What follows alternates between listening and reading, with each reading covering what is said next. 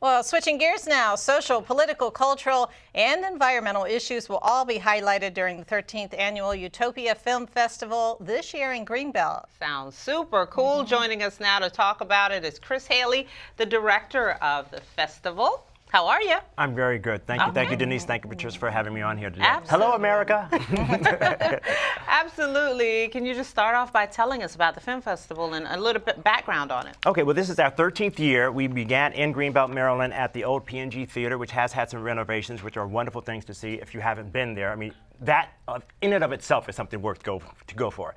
And since then, we've always had movies of a social, political climate, as much as we've had entertainment things, something that's short, something that's long, something that's a documentary, something that's a feature, so that you can laugh, you can cry, you can talk to your friends about it. So many times we think our films are most important because they open a dialogue about issues that are going on today. And that's why we're very excited this year, because it's our 13th year, but it is not an unlucky number. So tell us a little bit about the featured films. We're taking a look at some of these. What are we seeing? Well, Angels of the Sky is a documentary based on World War II. We have many films based on World War II this year, which I think has, and wow, there's so many different films there. They're all popping up. Wow, so quickly. Speak fast. Yeah, Yes, right. Well, one thing I'll mention is Left on Pearl, and The Servant is another wonderful animated film which flips the story between someone who is an insect who becomes the dominant person. Left on Pearl is a story about 1971 women who demonstrated at Harvard University about many things, many of the rights that women do not have today. They fought for in 1971, and that is one of our most, I think, premier movies that I think even yourselves would be very aware of, because at that time it speaks to the fact that women could not go into the voting booth. I think that's right. Let me just read it right here because I have it here. Job ads were segregated by gender. Can you imagine that? Women's shelters did not exist. Abortion was illegal, and married women could not open a bank account without their husband's permission. I actually remember that because I know my mother could not do that, and when she finally was able to, it was a huge, huge change for the family. See, I know my mother growing up, my mother was a stay-at-home mom, and she took care of me until around 11 years old, and it became a big deal when she decided to learn how to drive and drove and had her own job. And this is probably in the mid to late 70s. And I thought, wow, at that point, it seemed like a natural progression for women to do this. But this Left on Pearl talks about how this is also progression that we've made in the United States of America and in our world today.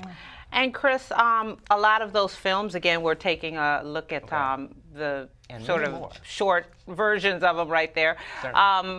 Are thought-provoking, and part of your mission is to do just that. Tell us about that part of it. Well, one of the films I'll mention to you, Denise, is called An American House. And as I describe this to you, it seems almost too topical to be real. The story of Annunciation House, which opens its doors to immigrants, refugees, and others who have entered the U.S. illegally. Arrivals struggle with their new lives and prepare for the next leg of their journey into America. I mean, what else could we put in the Utopia Film Festival that would not speak to what we're dealing with today, especially as the travel ban was just, as you mentioned earlier today, was just discounted by SCOTUS. It's certainly very current. Tell us about the producers, some of the people behind these movies. Well, many of them are, I'd say, just like people here at CTV. I mean, people who are just starting to get their foot in the door of creating their own film work, their own identity as cinematographers and directors.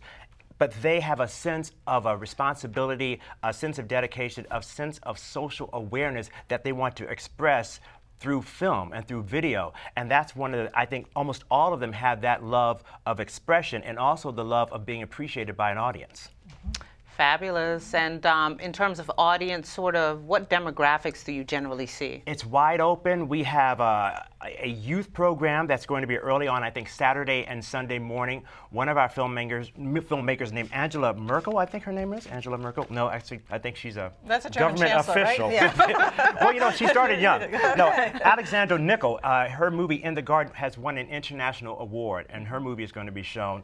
And so we have about 14 films by youth, and that means under 18 years of age, as well as senior citizens, as well as people in prime of life, people just like the ones behind the camera today. I mean, all of these movies are represented at Utopia to give people inspiration and motivation to keep going and learn at community access television such as you have here on Lotsford Road. Oh, wonderful, I hope to catch at least one of these films. Yes, absolutely. Let me give you these honorable giveaways that you have. Utopia Film Festival pins. Wonderful, Chris, and we're going to tell people schedule exactly where they can log on in order to get more information. Thanks so much for coming in.